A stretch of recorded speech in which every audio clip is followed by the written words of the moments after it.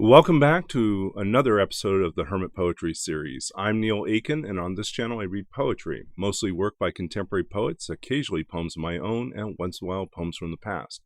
Today's poem is one of mine and comes from my first book of poetry, The Lost Country of Sight, published by Anhinga Press in 2008. This was the winner of the 2007 Philip Levine Prize for poetry. And the poem I'm going to read is entitled Here and There, and is dedicated to a dear poet friend of mine, Nancy Lambert, who was an LA poet for many years, and passed away while I was finishing my Ph.D. at, well, actually, I guess it was while I was doing my MFA at UC Riverside.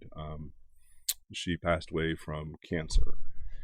Nancy was one of those figures in the poetry community that, despite having no children of her own, cared for everyone in the community and took in strays. She and another good friend of mine, Heather, were very, very good about mentoring and nurturing and supporting writers, especially younger writers who were still figuring out where they were going or what they were doing, myself included. And to Nancy, I owe a huge debt. Well, because basically, without her insight and suggestions and wonderfully good counsel when I was preparing my application letters for my MFA program, I probably wouldn't have gotten in anywhere. I really was kind of clueless as to how to do this, and she had worked in university admissions. And was well acquainted with what things look like and what types of approaches made sense and appealed to people. And the most important advice she gave me was, she said, "Neil, why are you trying so hard to pass yourself off or make yourself sound and look like everyone else? Your life is different. You've had a different background. And those things are your strengths, the very things that you're most anxious about, because you feel like they make you different and somehow less qualified. Those are the things that people care about and want to see present in their program. So embrace them, write about them, and make it central in your approach to your cover letter." And it was really great advice.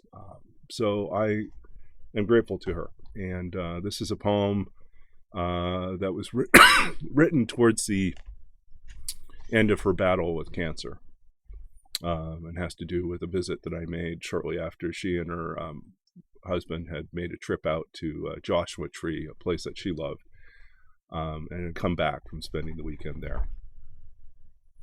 Here and there. There's always an echo in the telling, something that remains hidden in the hand that passes over the sky. And now I can see it, if only through her eyes for this moment, that sky scraped wide over Joshua Tree in the dark, and the stars ringing like a chord of light struck from the depths of some irreconcilable blue. Sudden or slow, I do not ask why her hair is almost gone, why her body is now so frail as if grown over an architecture of dust, that common remnant of longing. God, she says, it was beautiful. What could she tell me? Beyond the desert, its dreams of salt and storm. Here is a tree, a spent fist of flame, she seems to say, standing in the shadows. Here is the wind. The freeways are filling with strangers. The sun is coming down. Here is the road we drove all night to find a way home. And when I leave, there are men at every corner lighting my way, each selling oranges, offering with their hands the bitter and the sweet, until they blend like a river of lamps, burning.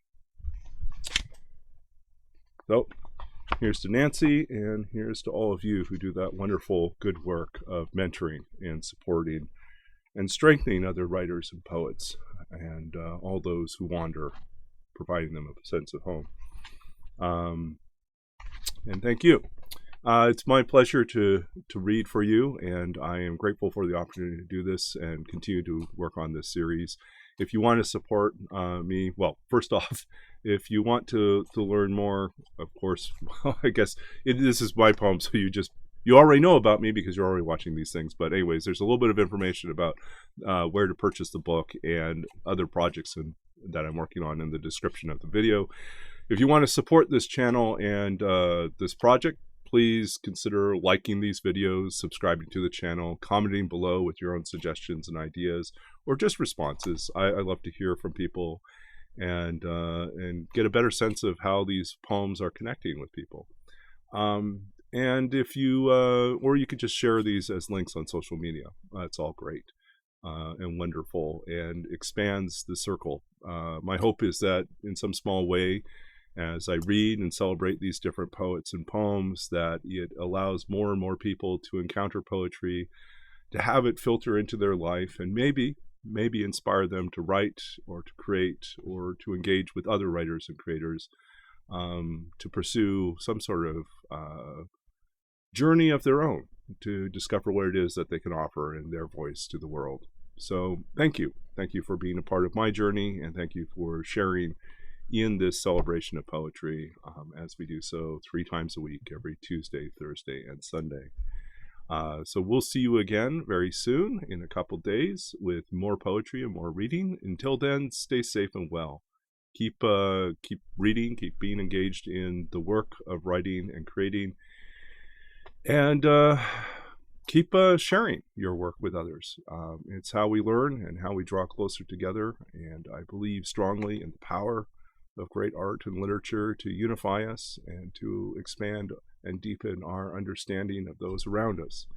The world needs more of that type of empathy and care, and I hope that it comes as we lean further into poetry and art and as we listen to each other. So we'll see you again soon.